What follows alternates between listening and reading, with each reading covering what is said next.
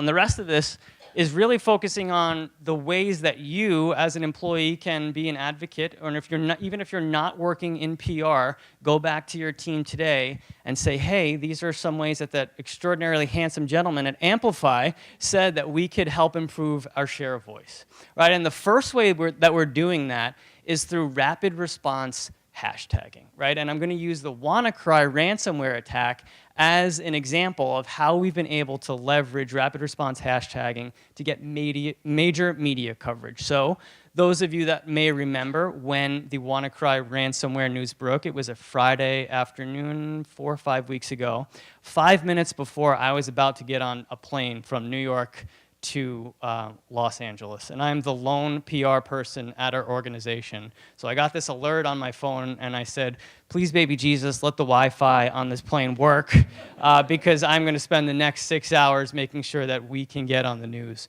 So one of the first things that I did was I went through our archive content. We had a great ebook, How to Prevent Ransomware, right? So instead of developing content from scratch, we recycled the content that already existed, put out a tweet with the WannaCry and ransomware hashtags, and that within an hour was covered by TechCrunch, right? Because they were searching the hashtag to get their own coverage to figure out who their sources were going to be.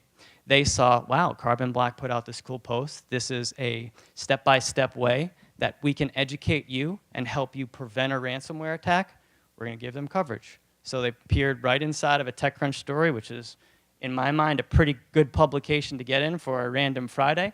But the news doesn't end there. Literally, a producer from Bloomberg later reached out to us and said, hey, I saw the article in TechCrunch.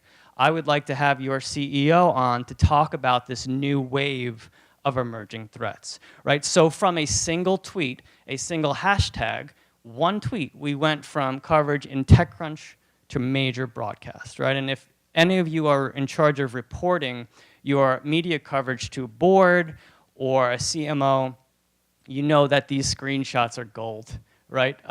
We could get inside the New York Times, quoted on the front page, and they'd be like, oh, that's pretty cool. But if you can show them a picture, especially if it's them on television, you get a much better reaction, right? So keep that in mind if you're taking notes. Rapid response hashtagging. And this requires a commitment for your team or you as the person, right, where you need to stay on top of the news.